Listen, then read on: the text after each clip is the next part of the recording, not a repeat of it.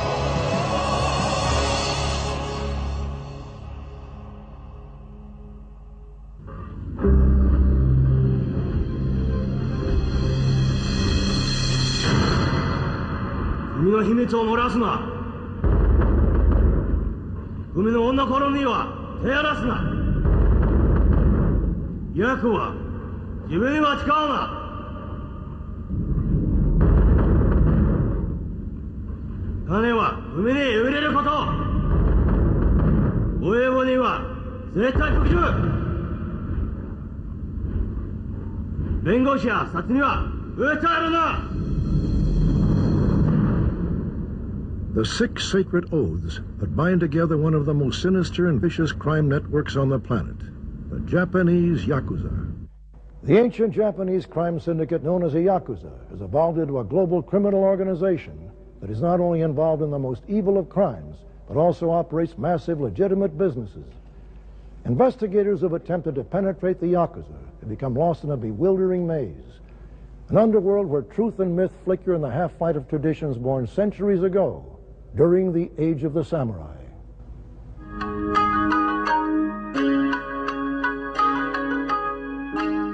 Like many other ethnic crime gangs, the Yak'Uz'A can trace its roots back hundreds, maybe thousands of years.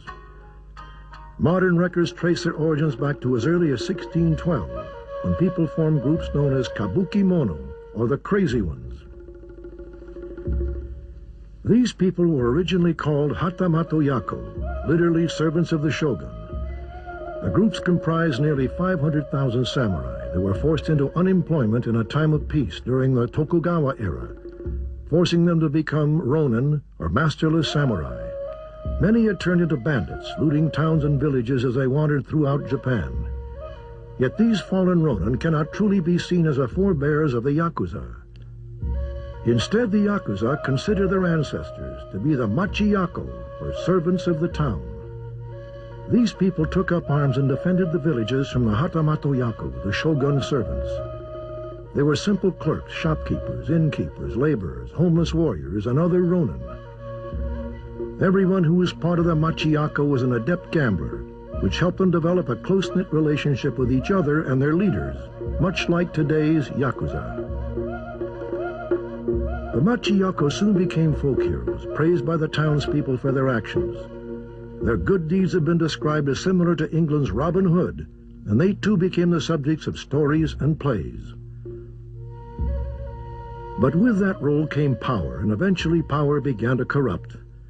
What was considered a noble endeavor began to feed on profit and greed.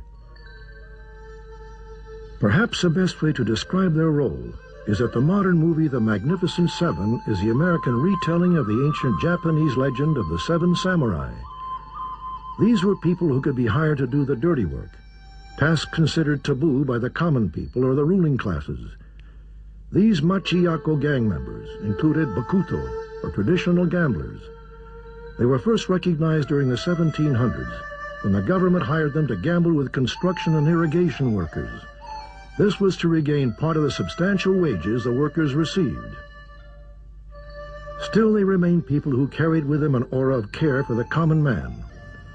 It is an image still fostered to this day by the modern Yak'Uz'A. Former legislator and professor at law Terry Geiger says that even today, the Yak'Uz'A sees itself in the role of outlaw heroes of the Japanese people. They seem to be able to tell themselves that they are sort of outcasts, but they're good outcasts. They're the nice outlaws who don't take from the little guys. And in a lot of ways, it's been a great scheme for theirs. It's very safe in Japan, very, very safe. One of the reasons it's safe is that no petty criminal would be game to operate on Yak'Uz'A territory and do things like beat up tourists.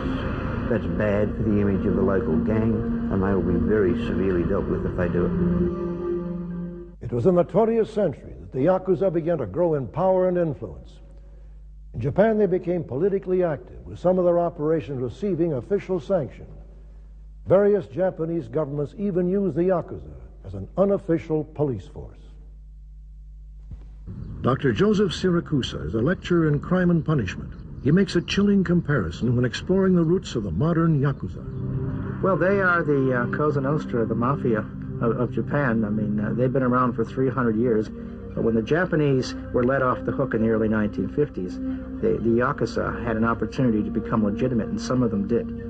I think at one stage the Yak'Uz'A had more members in their gangs than there were members of the Japanese police force.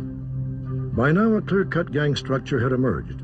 At the top of the tree sits the Oyabun, or father. Below him is a Saikokomon, or advisor. He, in turn, has a staff of advocates, accountants, and secretaries. Next is a Wakagashira, who is second in authority but not in rank. This is a middleman who makes sure the Oyabun's orders are being carried out. Of higher rank but with less authority is a Shate Gashira, who has underneath him the brothers or senior gang leaders. The structure then fans out with each authority figure controlling minor gangs made up of what they call the children. In turn, each child can control gangs of his own, and so it continues until clans can have many thousands of members in total.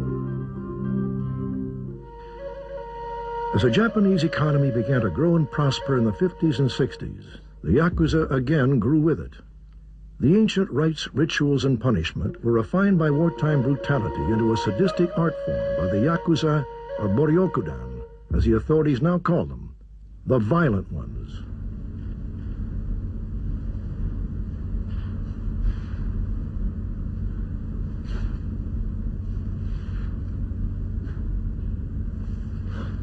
What you don't seem to understand, the kind of mistake you made could mean serious trouble for all of us.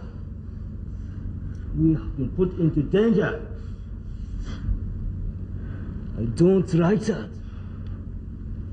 Do you like that, Michihiro? No. Kodoro, do you like to be put in danger? No. Does anyone here disagree? So, that's why you must learn from your mistakes.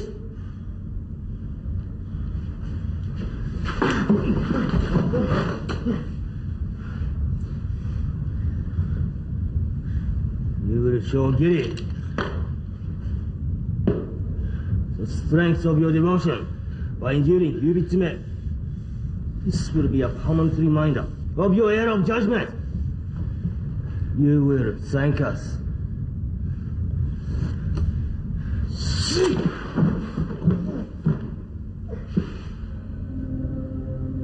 It was the Bakuto, or gamblers, who contributed to Japan's tradition for gambling, as well as Yak'Uz'A's traditional finger cutting and the origin of the word Yak'Uz'A. The word comes from a hand in a card game called Hanafuda, or flower cards, which is similar to blackjack. 3 cards are dealt per player, and the last digit of the total counts as the number of the hand. A hand of 20, the worst score, gives a score of 0. One such losing combination is 893, or in Japanese, Yak'Uz'A, which began to be widely used to denote something useless. This term began to be used about Bakuto, as they were on the whole useless to society. Yubitsume, the custom of finger cutting, was introduced by the Bakuto. The top joint of the little finger is ceremoniously severed, signifying a weakening of the hand, which meant that the gambler could not hold his sword as firmly. Yubitsume was usually performed as an act of apology or giri to the Oyabun. Further infractions would either mean the severing of the next joint or the top section of another finger. It is also used as a lasting punishment just before expulsion. The use of tattoos also came from the criminal aspect of the Bakuto. Criminals were usually tattooed with a black ring around an arm for each offense he had committed. However, the tattoos soon became a test of strength, as they were applied by undergoing hundreds of hours for a complete back tattoo. The tattoo also marked a misfit, always unwilling to adapt themselves to society.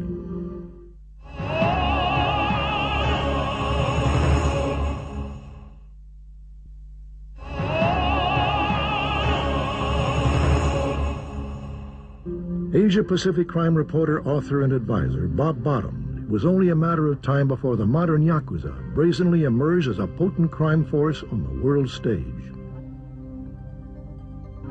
The Yakuza are so up front, they actually have their offices in the main streets of the cities of Japan, and they have their names on them. They don't hide behind dark alleys like they might in Manhattan or you know, Soho in England or somewhere. They actually have formal offices and declare themselves. They often congregate publicly and the like, and so they're very, very upfront. So if they did decide to really expand, and they number in the, you know, sometimes up to 40,000 in one Yak'Uz'A syndicate, one would wonder what would happen. The Yak'Uz'A in Japan run their own newspapers, the Yamaguchi-gumi newspaper. They have their name and their badge. They all have little badges on the front of their headquarters. Their gang members wear badges to openly proclaim who they are. And they try and portray themselves as the fine old carriers of the samurai tradition. In the recent earthquakes, for example, one of the Yakuza gang leaders gained a lot of fame by being the first on the scene with refugee relief, with food, with aid, days ahead of the Japanese government. This is the image they love to show themselves as, the fine old samurai warriors making their way against the world. By the 1960s, the Yakuza had an estimated 184,000 members. Bloody and violent gang wars on the streets of Japanese cities became a fact of life, and weaknesses in laws actually assisted the Yakuza. Yeah, one of the interesting things about the post-war Japan is there were no crimes up until recent times against money laundering. So they were able to take their illicit profits from other things and then just launder them legally in the Japanese banks and securities and exchanges and things like that. And as I say, there were no laws against that. So in a sense, they were tolerated. And the gangs only became ugly when they started getting bigger and they started to have gang wars among themselves. That's when the Japanese public probably had to back off and the police had to do more and the government had to do more. But by now, their tentacles are everywhere. It's like a generation of the mob in the United States who've gone legitimate, you know. The money is all out there in the corporate world. There's nothing you can do about it. Being assisted in their crimes or not, it was not long before the crime bosses realized gang infighting was bad for business. And for Japan, business was booming. As Japan's economic miracle rolled on, the Yakuza rode a wave of wealth into the playgrounds of the Pacific. Cashing in on cashed-up Japanese, they hit the tourist trail to Hawaii and other vacation isles. A new gang structure evolved, adapting to the rich new world of the Pacific Rim. The fertile fields of commerce and trade became hunting grounds for Yakuza developers and tour operators.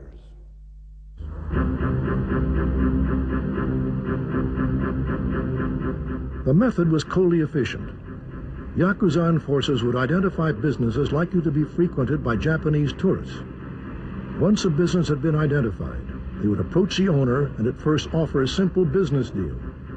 The offer would be that in return for directing large groups of tourists exclusively to that business, the gang would be paid a percentage. If the business operator refused, things would quickly turn nasty with threats of violence or the destruction of the business premises. These threats often extended to the family of the business owner. Needless to say, very few people refused.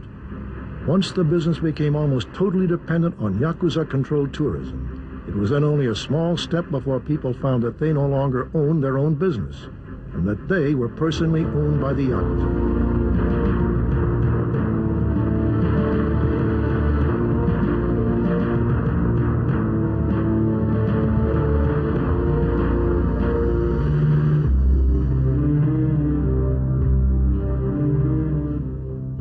The first thing is that they provoke an interest in the country. They show that interest by moving in, buying housing, buying real estate, and we had a number of very high-profile Yak'Uz'A figures, including the deputy head of the Yamaguchi-gumi, the biggest gang, buying a penthouse on the Gold Coast and using it as a holiday resort. Now, when the Yak'Uz'A start doing those sorts of things, they don't go on holidays to soak up the sun. They've got their eyes out for business opportunities, and you know what's going to happen next. The triads, the mafia-type organisations, are mainly involved purely in criminal activities. Drugs, guns, whatever. The Yak'Uz'A, though, seem to operate a little differently. They use their criminal activities to give them a competitive edge, you might say, in commerce. Things like tourism, for example. If they are prepared to be quite ruthless about the way they operate their tourism operations, they can get a great edge over normal people in the market and therefore make enormous profits, particularly, for example, in the vertical integration of tourism. It was only a short step for them to move from doing shady deals to place Japanese tourists in friendly hotels and resorts to actually building them. The gangsters were now becoming developers, but as always they had a very nasty edge on their competitors. A lot of the Japanese bubble was based on real estate, where real estate values rose, where there was amalgamation of properties to put up high-rise developments, for example. One of the Yak'Uz'A's stock in trade, their most basic activity, was in the amalgamation of real estate, where 30 or 40 small shopkeepers, for example, were bought out to build one high-rise. And when the Yak'Uz'A became involved, there was no competitive tendering for their land. They just suddenly discovered that it would be far healthier for them if they sold out early to allow the development to proceed. Now, if you can do that in a hurry, you've got a big commercial edge on any other land development. A textbook example of how the Yak'Uz'A attempted to infiltrate a foreign country occurred at the very start of the 1980s. The Gold Coast in the Australian state of Queensland had become a major destination for Japanese tourists. And as Gold Coast-based criminal lawyer Chris Neist explains, in with the tourists came the crime gangs. The 1980s was it was a real money time on the Gold Coast. The Japanese came here in force, and it was pretty clear, even at the time, that there was a lot of money floating around that was perhaps not entirely legitimate money, and there were certain shadowy figures, Japanese figures who sort of had that kind of aura about them, that there was talk about Yak'Uz'A and all this sort of stuff, but they seemed to have no visible means of support and a lot of cash money. There were a lot of transactions going through at the time that were of doubtful, shady transactions in real estate and so forth. I recall at one stage being in a civil case and cross-examining a Japanese real estate agent who was resident in Australia and doing business in Australia, and some evidence came out that a client had handed to him a paper bag that had 250,000 Australian dollars in it, and the cross-examination went on, and his evidence was, this was, pretty standard practice. There was nothing unusual at all about that, and we went on and cross-examined this, and as it came out, he saw him, $50,000 here, $200,000 there, $300,000 in cash on a day-by-day basis. And these were things that were going into Gold Coast property. They were going into Gold Coast units, beachfront units, and this sort of thing. So there was a lot of that kind of activity by people who could be identified with the Japanese crime scene. And there was also a lot of activity in our casinos and so forth.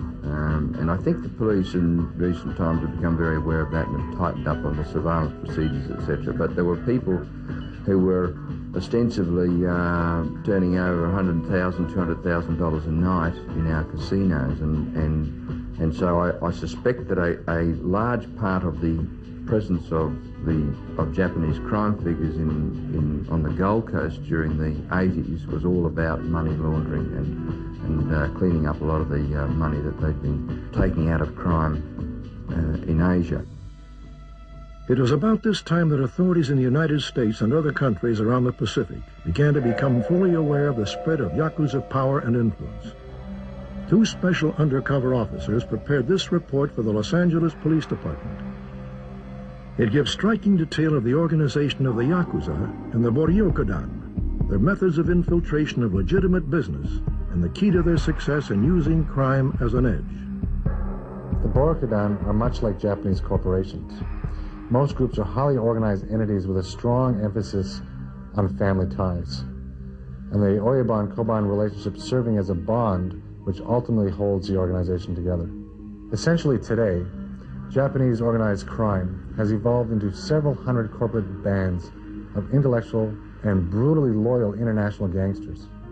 A Boryokudan member is aggressive in attitude and not at all like a typical humble Japanese tourist. He swaggers and has an exaggerated bold walk. His facial features are tough or hardened with the so-called black eyes of death. When questioned about his occupation, the response is often reflective of the type of business established or influenced by organized crime, such as bars, coffee houses, restaurants, nightclubs, pachinko parlors, money lending, construction, real estate management, transportation, and trucking. There are also the associates, those who have not gone through the traditional sake initiation ceremony.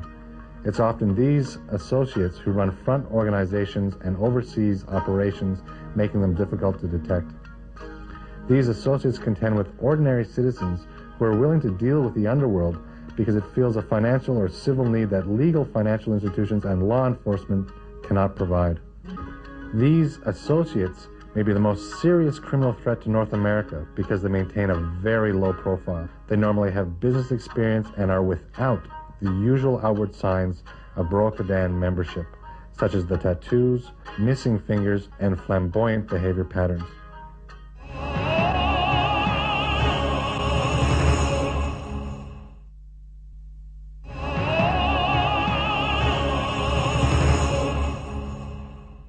The Yak'Uz'A may claim a link with history and the noble warrior tradition, but today the reality is far different.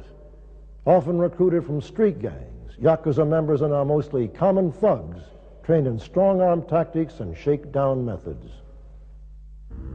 Mark Craig is a former police sergeant and lecturer in intelligence studies and is considered to be an expert on the operation of Asian crime gangs. Craig worked for 3 years in Japan and says a modern Yak'Uz'A cannot claim a noble past. That, in my opinion, would be absolute, hyperbole. It's just myth. Because one has to appreciate that the majority of Yak'Uz'A are actually recruited out of the boxing clubs and judo clubs and pool halls of Japan. They are the misguided youth. The Yak'Uz'A basically started out in the gambling industry, unemployed, but by and large their activities were not looked upon as criminal. This is back in the Edo period we're talking about now. The days when Admiral Perry sailed into Japan, okay? We're talking history here. This could have really very little to do with what we're seeing with Yak'Uz'A activities, certainly in the post-Second World War period, which is when they started to move into sort of the corporate world.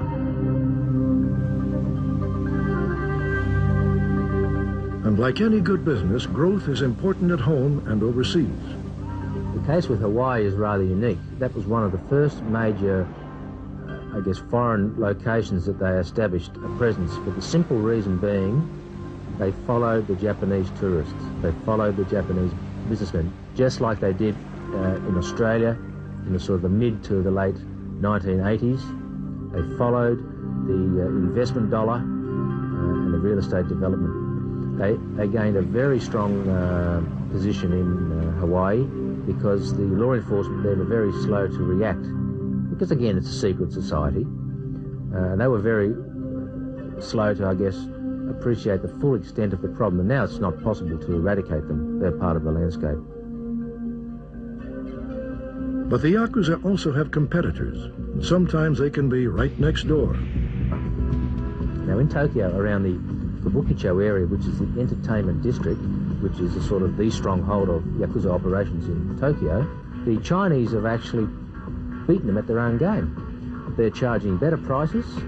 A contract hit, for example, is running at about $2,700 US, very cheap.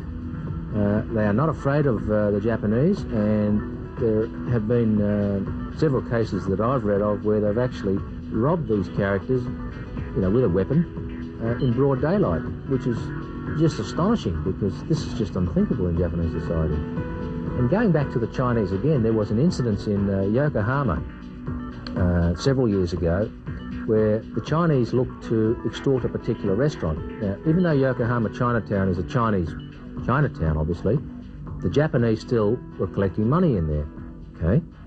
Now, the Chinese moved in. In this particular instance, the Chinese took a cleaver, not unlike this cleaver here, and decapitated a waiter in full view of the entire restaurant as a message that they are the new kind of boys in town. Even in the underworld, you need a business plan. And the stricter the execution of that plan and the people you involve, the bigger the reward. The traditional scenario is something like this. Earn your money through criminal activities and then launder it into legitimate activities. For example, the Yak'Uz'A in Japan earn around about $3.5 million per year through the distribution of ice, which is methamphetamine. Now that money has to be laundered somewhere, and if they can get it abroad, which they can through various front companies, they invest in legitimate business. One example comes to mind how they sought to do this, and they engaged an international consultant by the name of Prescott Bush. Now Prescott is the brother of President George Bush. Now he runs an international consultancy, and what they did, through some front companies in Japan, got him to purchase some respectable companies in New York and Texas. Now, he received a $1 million commission for his work. He never knew he was working for the mob, and that's simply how they do business. Still, we have seen as the 1980s rolled on and the Japanese economic bubble burst, things started to go bad in a big way for the Yakuza gangs. First, a series of violent events turned the Japanese people against those who had been regarded as their protectors. No longer is it considered desirable to have a Yakuza living on your block. Up until the early 80s, that was the case, and I lived in Japan in the early 80s. One felt safe. Then actually, kind of turf battles erupted, and they became very public, and innocent people were actually shot in the streets. Japan is another country where firearms are a no-no and very hard to get, but the Yakuza don't seem to have any trouble importing them from places like the Philippines and the United States. Because of a number of very public acts, they kind of fell out of favour, and it was around about the early 1990s, 92, that legislation was enacted outlawing, actually, because previously it wasn't a crime to belong to Yamaguchi-gumi or Inagawa-kai or any one of these organisations. So new legislation was enacted, which in effect drove these groups underground. And that changed the whole, I guess the whole balance and the whole kind of way they interacted with society. They were always something to be feared. Don't misunderstand that, because they are still ruthless. But now they're an unknown quantity because they're underground.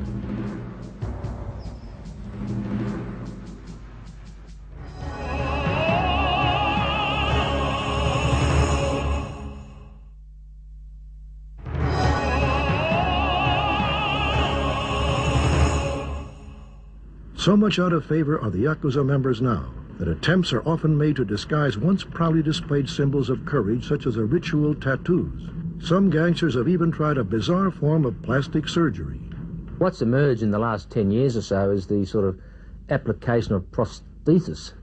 And it is not uncommon for the particular person to have an operation whereby a toe is removed and surgically sewn onto the cut finger. And of course it's always going to look mutilated, but then with subsequent plastic surgery it's not as easy to discern as may have been in the past. By the early 1980s, however, one major crime syndicate, the Yamaguchi-gumi, controlled over 2,500 businesses, ranging from loan sharking to pornography and prostitution. While the big money flowed, so did the violence and greed. One of the group's leaders was gunned down at a coffee shop by fellow gang members.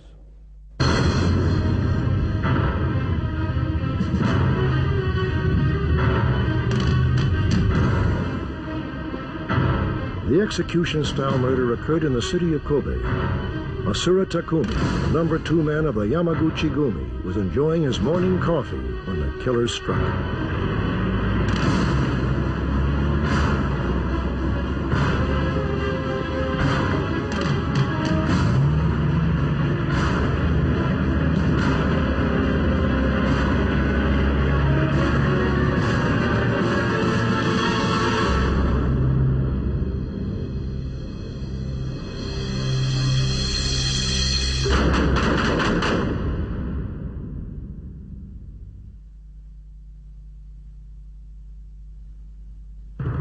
Kobe in 1985 was also the city where over 1,000 black-suited gangsters gathered for the funeral of their murdered boss. 400 riot police were on hand to watch over proceedings. These gangsters are also members of the Yamaguchi-gumi. Their slain boss was 51-year-old Mashiz Takanaka. It was in an apartment building in nearby Osaka where he was gunned down by a rival gang's hit squad, who the police said was led by a Yak'Uz'A lieutenant. He was caught. The gunmen weren't. Even as Takanaka's body was taken home, Japanese newspapers reported that the Yamaguchi-gumi and the police were in a race to find the three gunmen. Takanaka had led the Yamaguchi-gumi for only a few months. And it was his election that caused a rival faction to split away from the Yamaguchi-gumi. It was that group that killed him. They are the Ichiwa Kai, many thousands strong. Both gangs are Yak'Uz'A, and together comprise over 100,000 soldiers. They are best recognized, of course, by the missing little fingers after they have made a mistake and atoned through Yubitsumi. This was not a healthy regime to reign over. Even their former boss of 35 years, Kazuo Toka, although surviving many assassination attempts, finally succumbed to the stress of being oyabun and died of a heart attack. Following power struggles, gang wars, and some success from the Japanese police force, there are about half as many of them as there used to be. The major gangs are kept under constant surveillance these days in a continuing war of nerves. It was a different scene just months before the funeral here in Kobe, when the police and the Yamaguchi-gumi were out in force again. That time was to inaugurate their new leader. Takanaka had won the power struggle to the top. At that time in Japan, the head of organized crime made no effort to hide who he was or what he does. Here is a traditional ceremony, making him the head of a $5.5 billion business. With the drinking of the sake, he assumes the mantle of oyabun, or boss. The Yamaguchi-gumi is headquartered in an office building marked by the gang symbol for all to see. There was no need to hide. The Yamaguchi-gumi is run like any business, has a board of directors who meet regularly, examine their achievements, and make goals. If you're successful, you might even make the members honor roll. But during this era of increasing infighting, the violence didn't end within their own ranks. The Yak'Uz'A is always ready to go after anyone who decides not to play by their rules. Oh yes, they've got absolutely no qualms about taking action against people who offend them. The well-known Japanese film producer, for example, dared to produce a film which showed the Yak'Uz'A as criminals and thugs as opposed to the samurai image they like to portray. Well, he had a run-in with two people with a samurai sword outside his office and applied hundreds of stitches to his face. And this is a world-renowned film producer. They'll do that to him. They're not too worried about little guys.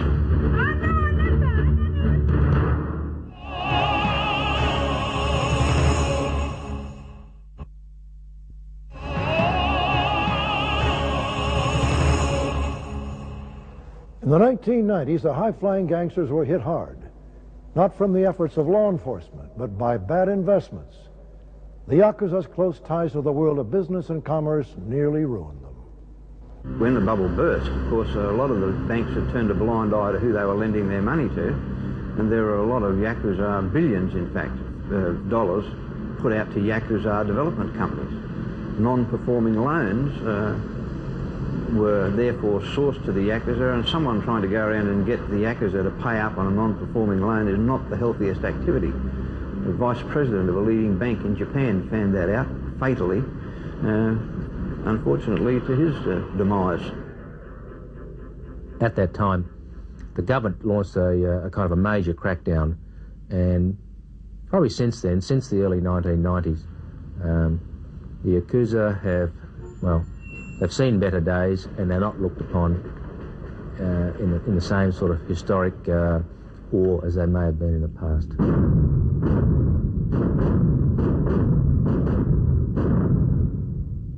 The Yak'Uz'A have got to be strangled at birth because their whole objective is to get legitimate. And it's very, very hard in a competitive society, a free enterprise society, to find where this thin line between tough business and criminal activity falls. And the Yak'Uz'A will always fall on the wrong side, but they're not that easy to detect in a rugged environment of business competitiveness. If they can get established, they are very, very difficult to counter. Far from retreating to their Japanese homeland, the gangs simply began to reinvent themselves and continue to operate primarily throughout the Asian Pacific Rim and the United States. The west coast of the United States has traditionally been a home for Asian gangs. Chinese, the triad set up there in the San Francisco region. We've had the Yak'Uz'A, we've got the Vietnamese, now being the worst of them apparently in the United States. But the Yak'Uz'A have got a foothold in there which has allowed them to get very legitimate businesses. And many of the Yak'Uz'A involvements now in the United States are very difficult to counter because they're so intimately tied up with legitimate investment. And that's what they aim to do.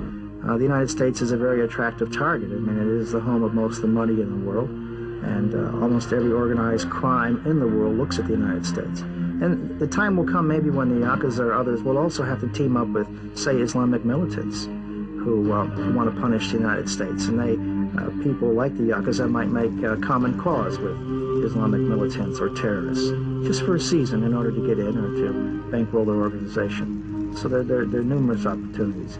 I'd say that the chances of stamping them out are zero. Anybody who thinks we have done such a thing, of course, doesn't know much history. Also, there's been a new spirit by the Japanese government to try and wipe them out. Unfortunately, the result of this has been to make them even more vicious, even more criminal. They are now becoming more and more involved in organised paedophilia rings, for example, of buying young Chinese children and shipping them around the world. A big ring was broken up in Italy, of all places, where they found Yak'Uz'A involvement in paedophilia. So at the dawn of the new millennium, organized crime gangs which once claimed direct descent from the noble samurai of Japanese legend have evolved into peddlers of flesh and death. Author and criminologist Dr. Paul Wilson says this new chapter in the history makes them even more dangerous. They will keep coming. They are not afraid of law enforcement. And they can fall back on hundreds, sometimes thousands of years of history. Alarmed by the spread of Asian crime gangs, Australian authorities have formed a unique law enforcement unit. The force combines the skills of street police with the mental muscle of lawyers, accountants, and electronics experts. A veteran of 38 years in what he calls the war with organized crime, the general manager of the National Crime Authority is Peter Lamb. Yes, in each of our investigative teams around the country, we have lawyers, we have accountants, we have analysts, and we have technical experts, a whole range of technical experts, trying to work together in a team model. Now, that's not always been easy. Police traditionally quite aggressive, they're paramilitary. Some of the other disciplines are not that way inclined, but over a period of time we think we've got the formula right, and everything seems to be working quite well. The results reflect that anyway. For Peter Lamb and law enforcement agencies in many countries, including the United States, the focus has changed. They now know that the new weapons of the organized Asian crime gangs are not swords or knives, but laptop computers. Yes, particularly in the movement of money. The electronic commerce evolution has provided opportunities for the movement of money around the world at the blink of an eyelid. And indeed, from time to time, there's no trail. So we've had to move with that, or try and move with it. We've had to create laws that were compatible with the current environment. We've had to arrive at mutual assistance arrangements with other countries to permit those type of inquiries to be run on in their countries. Yes, there's a whole range of things that we've got to do, but I think it's fair to say that we're always playing catch-up. We're never really ahead. So nowadays, a modern sleuth on the trail of the organized Japanese crime gangs and his quarry are often more than likely to be found in front of a computer terminal than walking the back streets of our cities. Still, there will always be a job for the police, whose work takes them into the real underworld of our society. Ordinary citizens, however, now also have the power of computers and the internet. Spreading the word from Japan is a community striving to expel crime syndicates, or boryokudan. This is a Japanese homepage of the NACEB, the National Center for the Elimination of Boryokudan.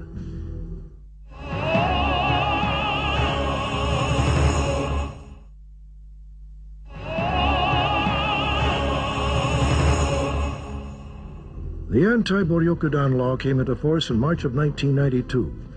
It stipulates that the National Public Safety Commission designate a public corporation in the country designed to prevent unjust acts by Boryokudan members and to help the victims of these acts.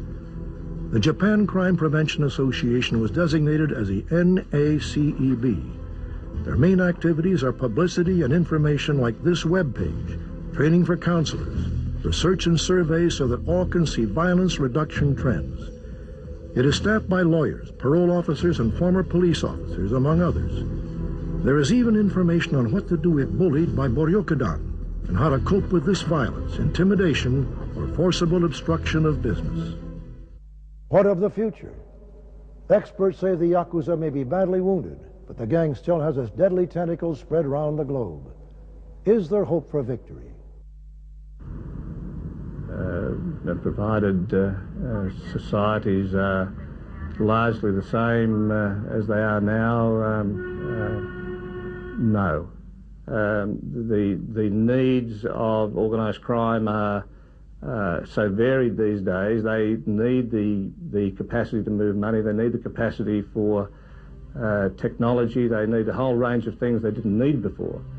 As those things are brought into the melting pot, it's far more complex to investigate, but at the same time, it is, I suppose, creating work, it is developing expertise, all of which make for a totally different environment than we've seen in the past, and a far more complex one. The Yak'Uz'A and Asian gangs generally are renowned for being very deadly and having no hesitation in killing people to further their aims. The Yak'Uz'A have always been able to adapt to changing times and emerge with new modes of operations, as they have done so many times in the past. Well, I'm a little cynical. I don't think there's probably any stopping them at all now. They've got too big, they've got too legitimate. But what we have seen is a move to be more vicious with them and to be involved in tackier types of activities. I'd be staggered, for example, if we looked at internet porn and didn't find the Yak'Uz'A heavily involved in that. They've traditionally been involved in sex-related industries at the fringes of criminality, prostitution, pornography. Recently we've seen, for example, them involved in paedophilia rings and the supplying of underage children. But I think it would be a very, very safe bet for anyone to say that if there's any internet pornography and similar questionable activities being sourced out of Japan, it's a Yak'Uz'A operation. The Yak'Uz'A have had a bad odor among the Japanese public in recent years, particularly the last 10 years when we have all this corporate scandal, etc. And I know Japanese crime enforcement and Interpol and the FBI and others say that the Yak'Uz'A are in retreat in Japan and that in some places eliminated. And there are anecdotal stories about the Yak'Uz'A wanting to become legitimate and to repair the damage in their lives and all this. But this is usually mostly nonsense. It's like the FBI saying that they just about have the mafia out of business because John Gotti's sitting in a prison somewhere. For every John Gotti, there's 100 John Gottis to replace him. For every Yak'Uz'A, there are 100 Yak'Uz'A to replace them. Because the Yak'Uz'A is a very glamorous life, like the mafia and the rest of it, and it offers to people an opportunity to make a lot of money in a very short period of time. It gives them clout. And as long as Japan and the United States and other places, as long as they worship money, these people will be where money can be worshipped and obtained as quickly as possible. That's why the mafia will always live, and the Yak'Uz'A will always live, and the triad and the Tong and the rest of it. As long as we worship money, they know where to get it and get it in a hurry. As long as the Yak'Uz'A represents a global menace, the fight will continue. But the skirmishes will no longer be fought in back streets, brothels, and drug dens. The new battleground in the war against the Yak'Uz'A is now the corporate boardroom and the cyberspace of our increasingly technological world. I'm Robert Stack. Thanks for joining.